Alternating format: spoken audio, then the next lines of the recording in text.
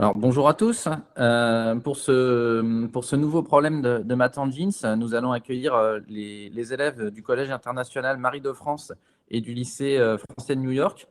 Alors, pas par ordre d'apparition à l'écran, mais ont travaillé sur ces sujets Maya, Kim, Ralia, Maïs, Laurine, Clémentine, Tiffany, Ralia, Molka, Arthur, Salomé, Arsène, Ashley et Maxence. Et je vais laisser vous présenter ce problème dit des prisonniers. À vous.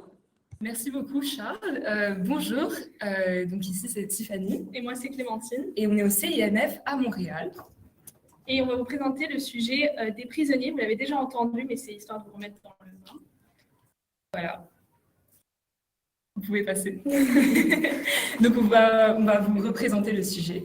Donc, une salle contient un tableau d'échecs 8 x 8, normal, et 64 pièces de monnaie identiques, chacune posée sur une case de l'échiquier. Les faces visibles des pièces sont aléatoires. 2 prisonniers sont à la merci d'un geôlier excentrique qui a décidé de jouer avec eux leur liberté. Vous pouvez passer. Les règles du jeu sont les suivantes. Le geôlier prend un premier prisonnier avec lui dans la salle précitée, laissant le second prisonnier à l'extérieur. Puis, il choisit un carré de l'échiquier et déclare au premier prisonnier que c'est la case magique. Le premier prisonnier doit alors retourner une des pièces de monnaie et sortir de la pièce. Après cela, le deuxième prisonnier est admis. Il examine l'échiquier et doit identifier le carré magique.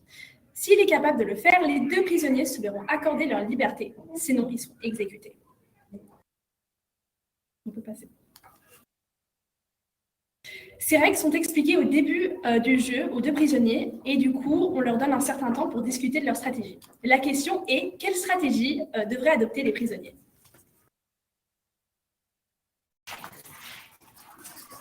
Donc, la première stratégie, c'est la stratégie que j'ai utilisée. Et du coup, vous pouvez passer. Donc, j'ai utilisé la congruence, donc les modulos. Pour ceux qui ne savent pas ce que c'est tout simplement le reste de la division euclidienne. Donc ici, vu qu'il y a 64 cases, ça va être le reste de la division euclidienne par 64. Et donc là, on a un exemple avec 198, c'est égal à 3 fois 64 plus 6, et donc le quotient, c'est 3, et le reste, c'est 6. Ici, on va plus s'intéresser au reste. Donc, vous pouvez passer à la suivante. Donc, les 2 prisonniers, quand ils vont avoir l'échiquier devant eux, ils vont assigner à chaque case un reste de la division par 64. Donc, ils vont aller de 0 à 63. Vous pouvez passer. Donc, ici, ça, c'est un exemple qui est pris au hasard. Et le premier prisonnier aura devant lui 7 échiquiers et on a les cases piles les cases que je vais appeler les cases piles, c'est les cases roses où il y a des pièces piles et les cases face en verte où il y a des pièces face. La première chose qu'il va faire, que les 2 prisonniers vont faire, c'est compter le nombre de cases piles et de cases face. Ici, on a 44 cases piles et 20 cases face. Et on sait que la case magique est sur la case où le reste de la division par 64 égale 26. C'est celui qui est entouré en bleu. Et donc, vous pouvez passer. La première étape pour le prisonnier, ça va être de prendre justement les cases où il y en a le moins. Ici, c'est les cases face. Et il va additionner tous les chiffres qu'il y a sur ces cases. Et donc ici, quand on additionne tout ça, ça nous donne 606. Et on va encore utiliser la division euclidienne et voir le reste quand on divise par 64. Et ici, c'est 30. Donc, le but ici, ça va être de montrer au deuxième prisonnier le reste qui est égal à 26. Et on a un reste de 30. Donc, il y a 2 manières de montrer ça. Vous pouvez passer à la suite. Donc, la deuxième étape, ça va être justement de tourner une pièce pour que le deuxième prisonnier puisse deviner où est la case magique. Donc, il y a 2 manières de faire ça, soit en ajoutant 60, soit en soustrayant 4. Pour ceux qui se demandent pourquoi ajouter 60, c'est parce que quand on ajoute 60, ça fait 90, et 90, ce n'est pas un reste de la division par 64, donc on redivise par 64, et ça nous donne 26, donc on retrouve bien l'endroit où il y a la case magique. Et la deuxième manière, c'est en soustrayant 4, bien sûr, parce que 30 moins 4, ça fait 26. Mais en fait, pourquoi il y a deux techniques différentes? C'est dans ce cas, les deux marchent. On peut utiliser les deux, mais il y a des cas où ça ne marcherait pas parce que quand on veut essayer d'ajouter 60, ici, vu qu'on compte les cases vertes, il faudrait qu'on tourne une case qui est rose et on la rend verte. Et il y a des fois où justement la case, elle est verte et donc on ne peut pas, quand on retourne, ce serait comme soustraire, ce ne serait pas ajouter. Et la même chose pour la soustraction, cette fois-ci, il faut que la case soit verte pour que quand on la retourne, elle devient rose et qu'on ne la compte plus. Mais du coup, ici, les deux marchent.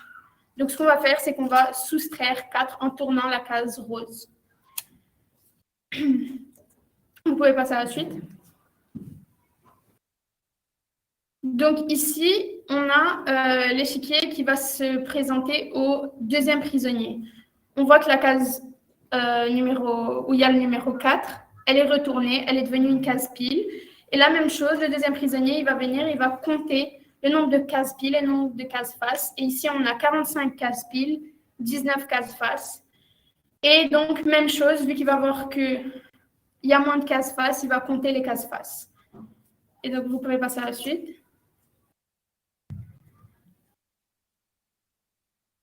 Vous pouvez changer de slide. Et donc, l'étape 3, non, celle d'avant. L'étape 3, qui est la dernière étape, ça va être le deuxième prisonnier. Il va faire la même chose, il va prendre toutes les cases vertes et il va compter le nombre de cases piles et le nombre de cases faces, pardon, vu qu'on a choisi les cases faces. Et cette fois-ci, ça va donner 602. On va le diviser par 64 et ça va donner 26. Et il va réussir à retrouver la case magique qui était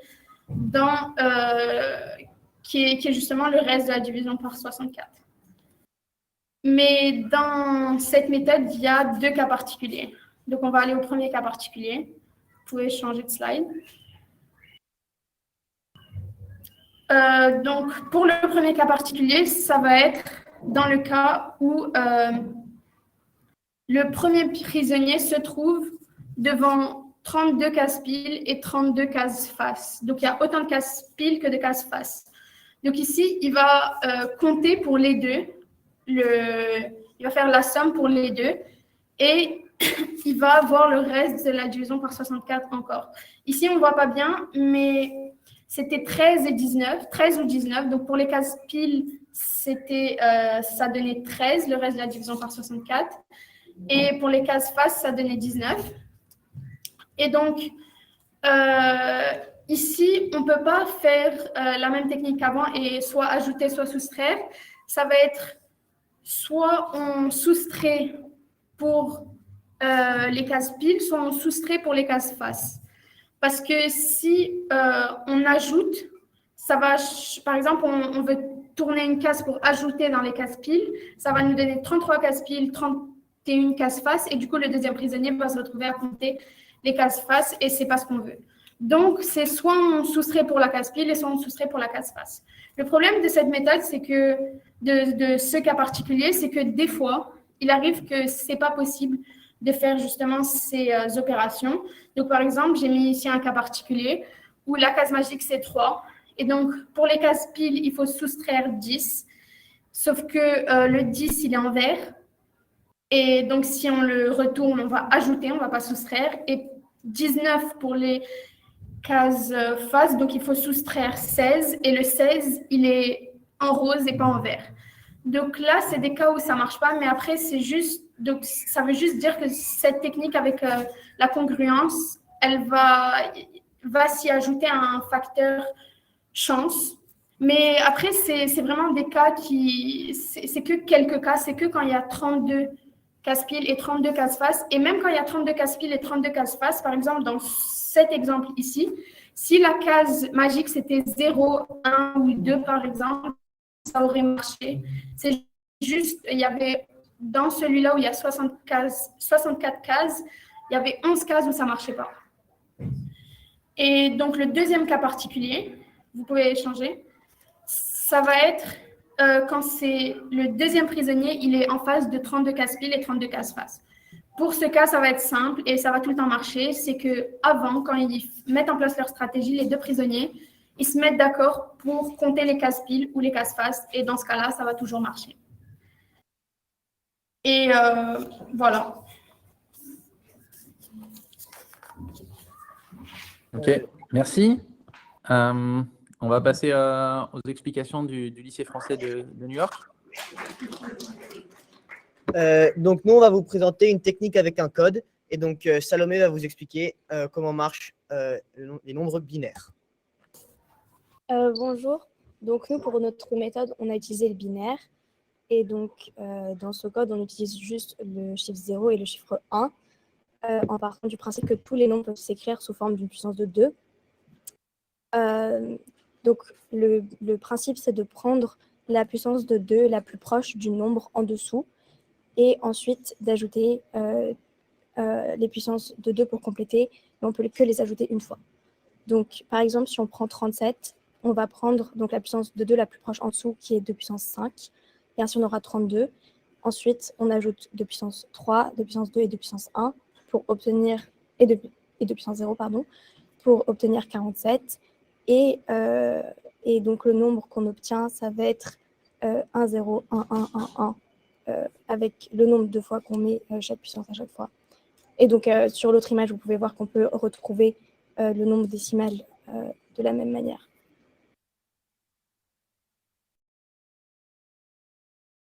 Et donc, on a appliqué ce code binaire au tableau. Donc, comme vous pouvez le voir, on a numéroté chaque case à l'aide du code binaire en partant du principe que la première case, c'était 0, 0. Et ainsi, la dernière, c'est 63. Et en code binaire, ça donne 1, 1, 1, 1, 1.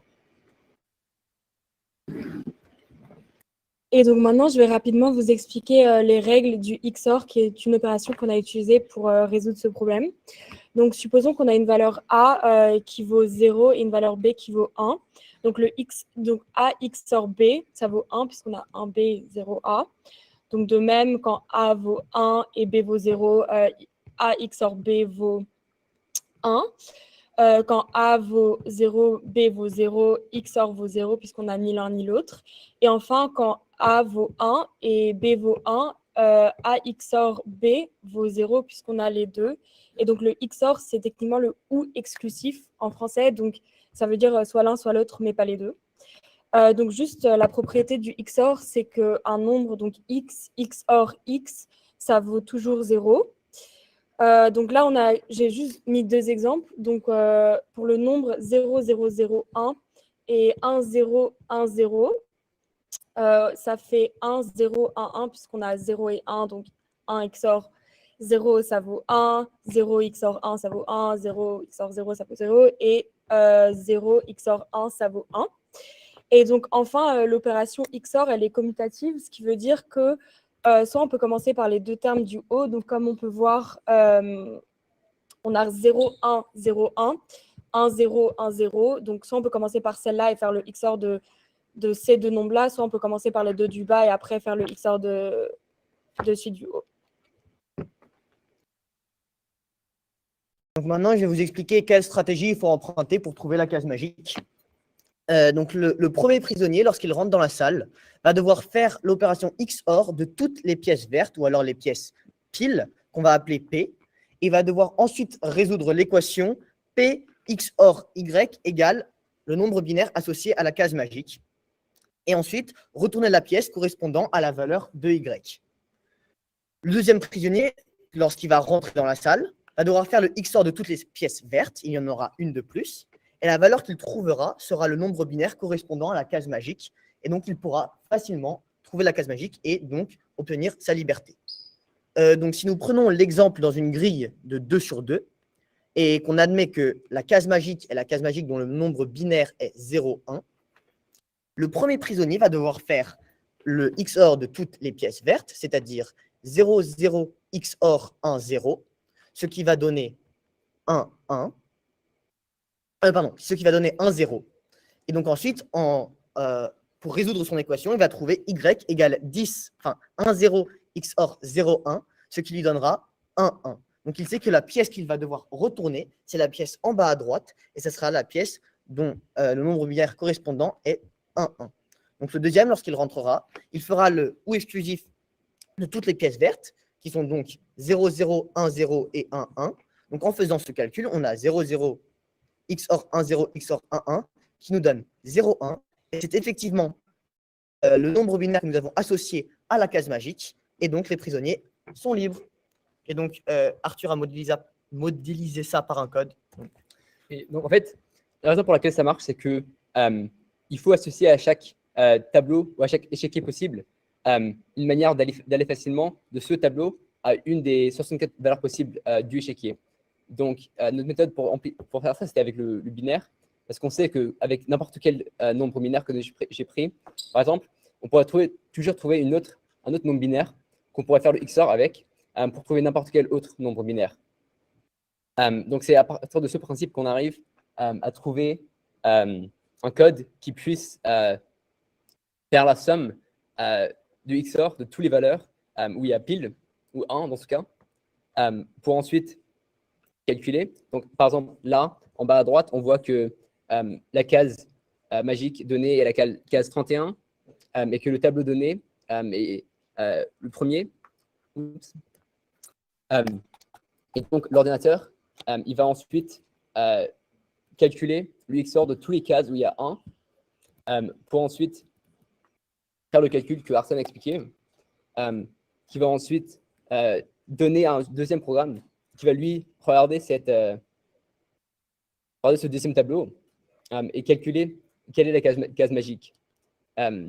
Donc, il voit que ce qui a changé, c'est que c'est ce 0 entre parenthèses. À partir de ça, il arrive à calculer que c'est bien le 31. Ensuite, on va expliquer une troisième méthode.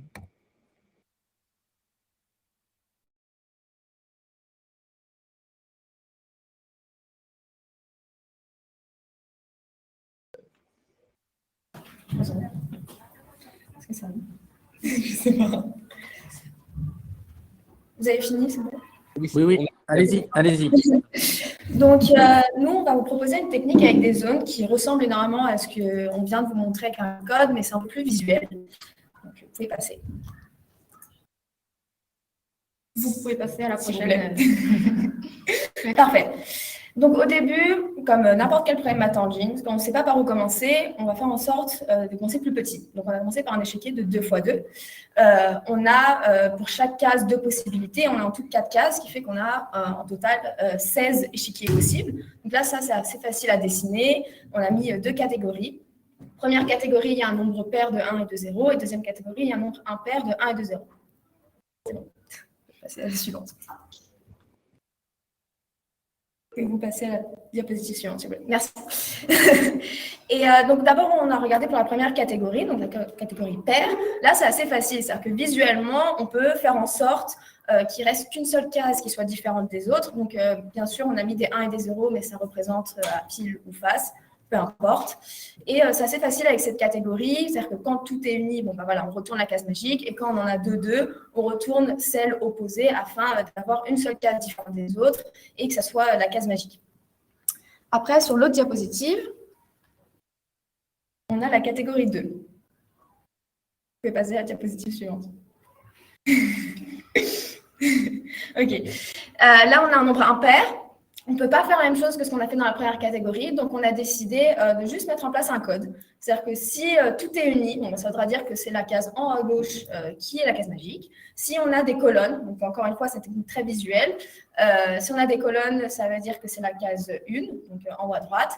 Ensuite, si c'est des lignes, c'est la case en bas à gauche. Et si c'est une diagonale, peu importe, juste visuellement, si c'est une diagonale, c'est-à-dire que ça sera la case en bas à droite. Ensuite, sur l'autre diapositive, on s'est dit, si la diapositive est passée, je ne sais pas. Voilà, parfait. On dit, bon, on va faire pareil pour un 4x4. Donc, ça veut dire que pour chaque case, on a 2 possibilités. On a tous 16 cases, ce qui nous donne donc 2 exposant 16, qui est, il faut appuyer sur la barre espace. Il y a une animation. Parfait. 65 536 choix. Donc, on n'avait pas très envie de dessiner tout ça. Donc, on a dit qu'il fallait trouver autre chose. Et c'est là qu'on va mettre en place une technique globale pour un 4x4 sur l'autre diapositive. Vous pouvez changer. OK, merci. Donc, on a assigné à chaque case un nombre de 0 à 15. Ensuite, en utilisant le code binaire que l'autre groupe vous a expliqué, on va avoir la mise en place d'un code sur 4 informations. Donc, par exemple, le plus grand nombre, c'est 15. Il va être codé par 1, 1, 1, 1. Donc, pour pouvoir changer ces 4 informations, on va introduire la notion de zone. Donc, vous pouvez changer de slide. Donc, vous voyez, voilà. Donc, notre échiquier va être modélisé par quelque chose qui ressemble à ça. Donc, on va mettre en place des zones. Donc, on va commencer par colorier une colonne sur 2 en partant de la droite. Ensuite, on va voir la parité de chaque zone. Donc, on compte le nombre de 1. Vous voyez bien que dans la première zone, il y a 2 1. Donc, c'est pair. Donc, on met 0. Ensuite, on fait pareil. Vous pouvez appuyer. OK. Donc, on a mis en place une deuxième zone. On fait pareil, on compte la parité. Donc là, il y a 4, ce qui est encore pair. Donc, on met 0. On fait pareil avec la troisième zone. Sauf que cette fois, on va colorier 2 colonnes et puis on va en laisser 2 vides. Vous pouvez appuyer.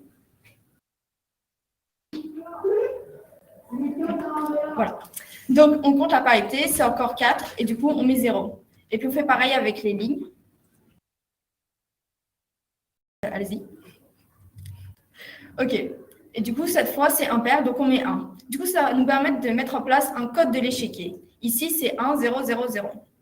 Donc, avec ce code de l'échiquier, on va pouvoir le changer pour qu'il ressemble à la case magique. Donc, on va faire un petit exemple. Donc, allez-y, appuyez. OK. Donc, on prend par exemple la case magique 3, qui a pour code binaire 1, 1, 0, 0. Donc, on va chercher les zones qu'il faut changer. Donc, on va comparer le code de la case et le code de l'échiquier. Donc, est-ce que vous pouvez appuyer, s'il vous plaît? OK, donc on remarque qu'en comparant les deux, les zones à changer, ce sera la zone 1, la zone 2 et la zone 4. C'est-à-dire qu'il faut trouver la case qui nous permet de changer ces 3 zones sans changer la zone 3. Donc, allez-y, appuyez. OK, voilà, donc c'est ce qu'on a dit. Vous pouvez rappuyer, du coup.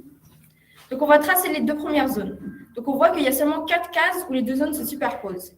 Du coup, si vous rappuyez, vous pouvez, OK. Donc, vous voyez qu'il y a 4 cases. Sauf que si on prend en compte qu'il ne faut pas que ça change la zone 3, bah, il ne nous reste plus que 2 cases. Et puis maintenant, prenez en compte la zone 4. Vous pouvez appuyer. On remarque qu'il ne nous reste plus qu'une seule case à changer. Donc, c'est cette case qu'il va falloir changer pour que le code de l'échiquier ressemble au code de la case magique. Donc, vous pouvez appuyer. Vous pouvez appuyer. OK. Juste avant, revenez à la diapo juste avant. Ce qui est intéressant de voir quand même, c'est que pourquoi on a fait ces zones-là. Vite fait, c'est qu'en haut à gauche, on a laissé une case qui n'appartient à aucune zone. Et comme on l'a dit dans le sujet, c'est-à-dire que si jamais notre code correspond effectivement à la case qu'on veut, on a la case en haut à gauche qu'on peut changer, ça n'aura aucun impact sur les zones. À l'inverse, la case en bas à droite qui change toutes les zones. Et c'est un peu sur ça qu'on s'est basé pour pouvoir créer nos zones. On partait toujours de la droite ou du bas. Et à chaque fois, on met un écart d'une puissance de 2. Donc le premier écart, c'est un écart de 1, donc 2 exposant 0. Ensuite, on a l'écart de 2, donc 2 exposant 1, et etc. Vous allez voir une vraie application sur un échiquier 8 x 8. Parce que ce qu'il faut savoir, c'est que cette technique, elle ne marche pas seulement sur les échiquiers de 4 par 4, mais elle marche aussi sur tous les autres échiquiers, tant que c'est des puissances de 2. Le côté est une puissance de 2. Donc, un échiquier de 2048 sur 2048, ça fonctionnera, mais il va peut-être falloir justement un code pour calculer tout ça. Oui.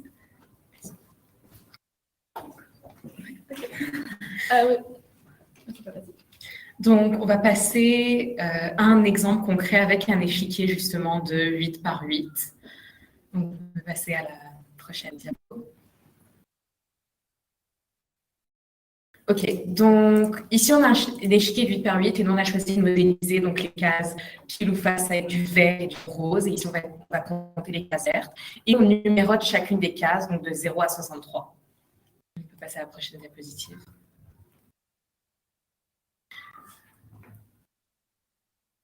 Donc ici, on a recréé en fait le même zonage dont Laurine et Maëlys ont parlé, mais cette fois-ci sur l'échiquier de 8 par 8. Donc, on a une zone qui code pour le premier bit, une pour le deuxième, et ainsi de suite jusqu'au 6e.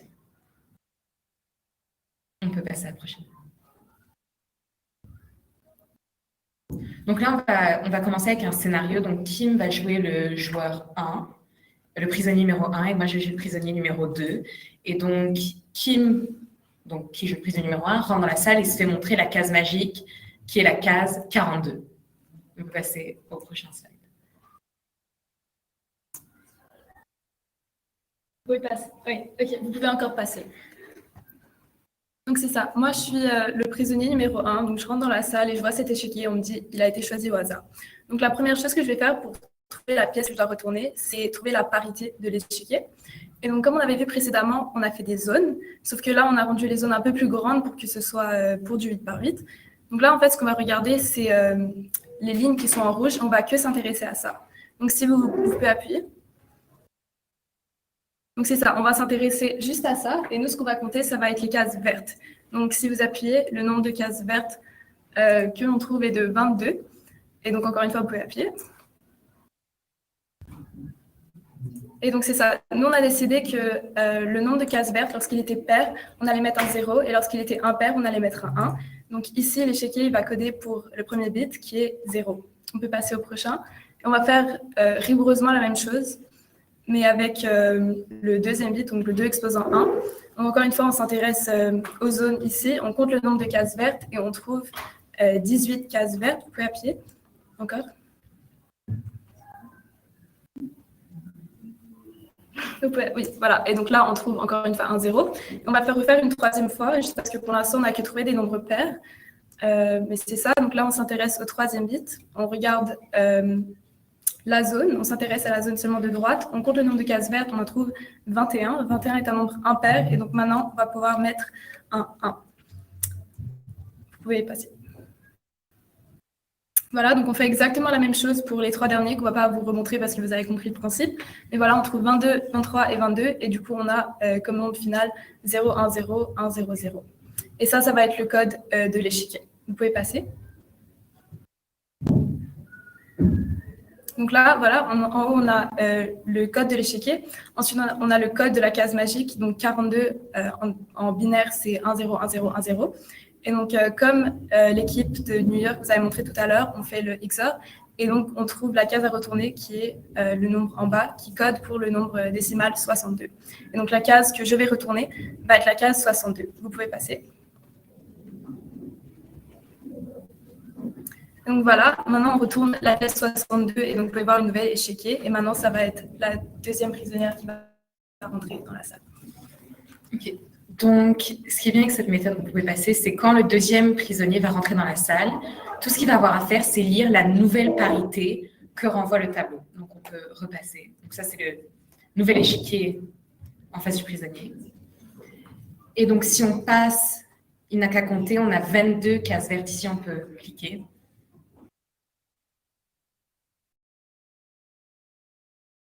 Encore.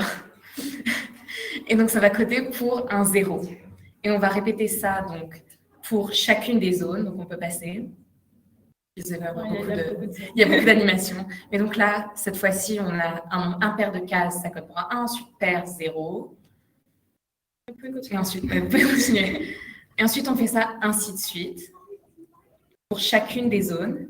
Et en fait, on se rend compte que la nouvelle parité de l'échiquier que le deuxième prisonnier va lire renvoie le nombre en décimal de la case magique. Et donc ici, ça nous renvoie bien 1, 0, 1, 0, 1, 0, ce qui est 42. Et donc en lisant la parité de l'échiquier, le deuxième prisonnier est capable de retrouver la case magique. Ouais, donc là, on vous a montré un exemple hyper concret pour que vous puissiez un peu plus comprendre toute la méthode. Donc on espère que ça vous a aidé à un peu mieux comprendre. Et donc, avec toutes ces méthodes qu'on vous a montrées, les prisonniers devraient être capables de ne pas être exécutés et d'être libérés. Voilà. Donc, merci beaucoup.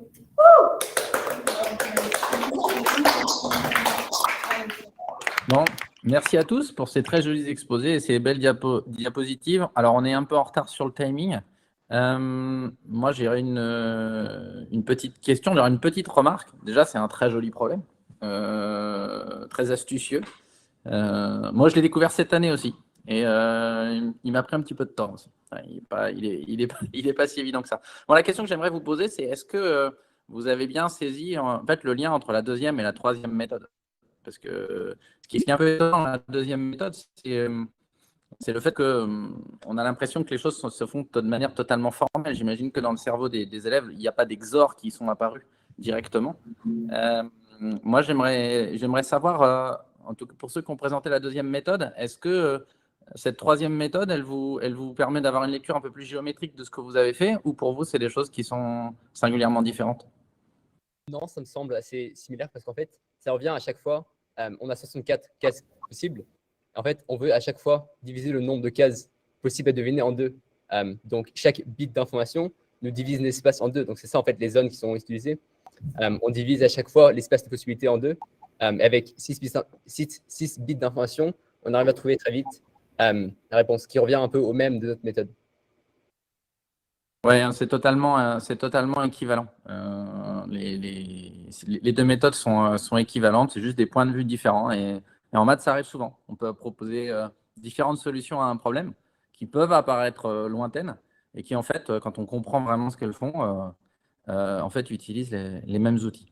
Je vous remercie à tous. Je vous remercie tous pour ce bel exposé. Et puis, on va laisser la place au groupe suivant, qui est présenté par Philippe, je crois.